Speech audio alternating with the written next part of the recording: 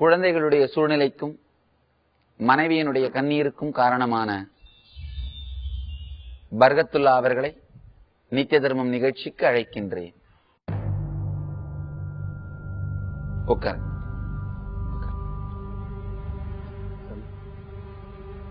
என்ன தொழில் செய்வீங்க? சிமெண்ட் சிமெண்ட் மூட்டை இறக்குறது, லோடு இறக்குறது. உங்க வயசு இப்பங்க 38 நடக்குது. எந்த ஊர்ல வேலை செய்றீங்க?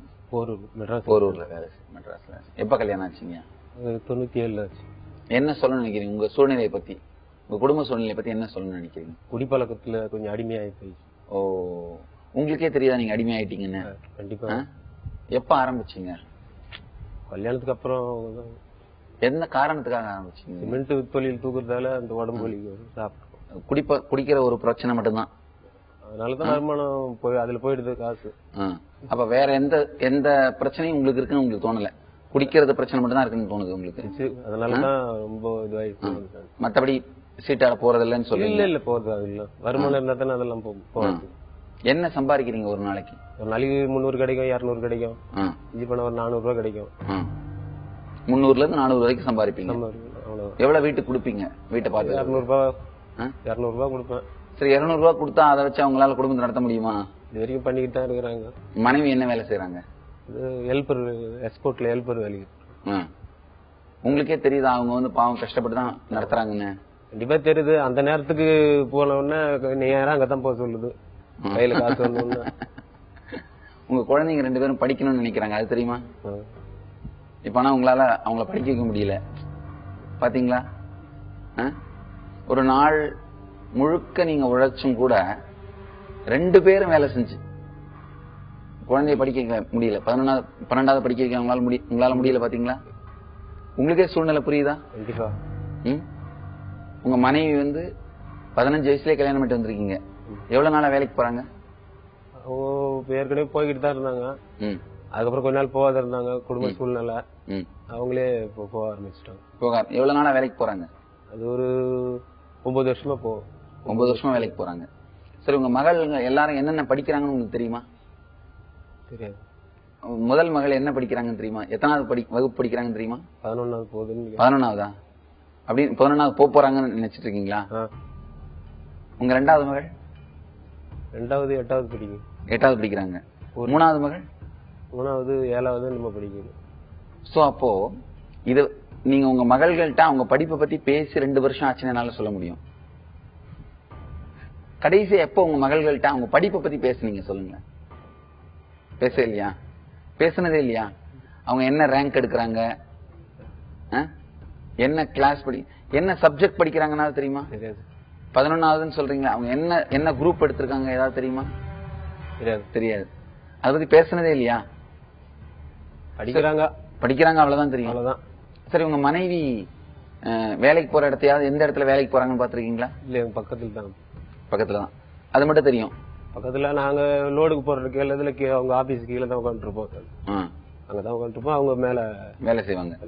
சரி, உங்க மகள்கள்ட்ட வேற என்ன படிப்பை பத்தி எல்லாம் வேற ஏதாவது விஷயமா பேசுவீங்களா? என்ன கோவம் வந்தாக்கா ஏதாவது பேசிட்டு படுத்துற வேண்டியதுதான்.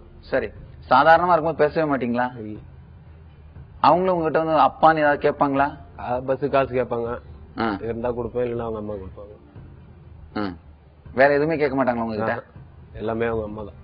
ஒரு தகப்பன்ற விதத்துல நீங்க எதுவுமே நீங்களும் கேட்டுக்கிறதுல அவங்களும் சொல்லிக்கிறது இல்ல? நீங்களும் கேட்க மாட்டீங்க எந்த ஸ்கூலுக்கு போறீங்க, என்ன படிக்கிறீங்க? படிக்கிற ஸ்கூல்லாம் தெரியும். என்ன படிக்கிறாங்க, என்ன ரேங்க் எடுக்கிறாங்க அதெல்லாம் கேட்க மாட்டீங்க?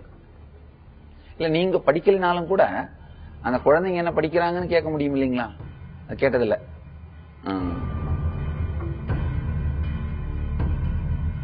எவ்வளவு சொல்லியும் நான் பார்த்தாச்சு. என் பசங்களுக்காக தான் நான் கஷ்டப்பட்டு இருக்கேன். கண்டிப்பா தெரியுது. அந்த நேரத்துக்கு போன உடனே நேரம் அங்கதான் போக சொல்லுது.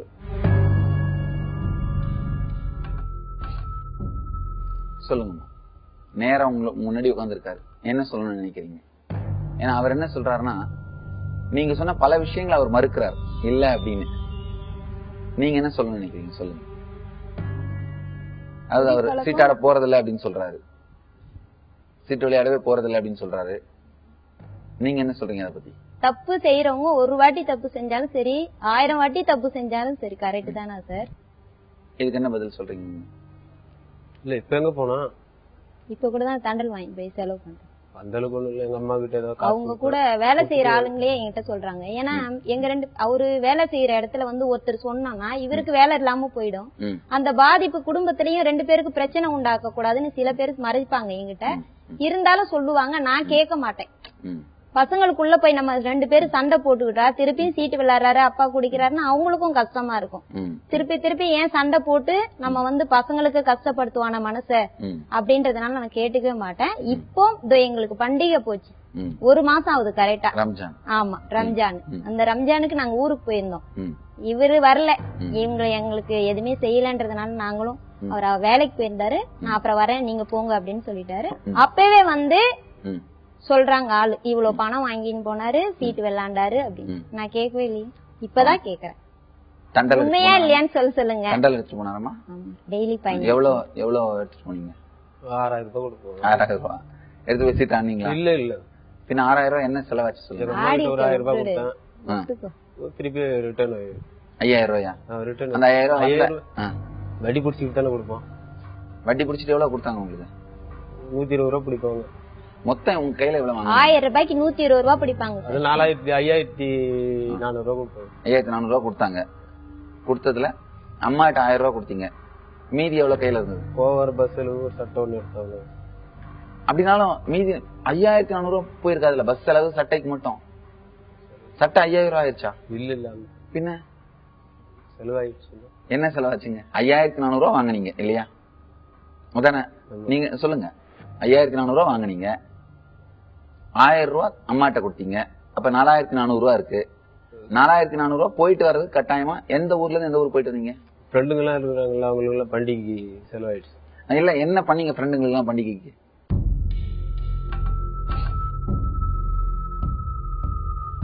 சாப்பாடு வாங்கி கொடுத்தோம், குடித்தான், லிக்கர் வாங்கி கொடுத்தீங்க, ஆல்கஹால் வாங்கி கொடுத்தீங்க.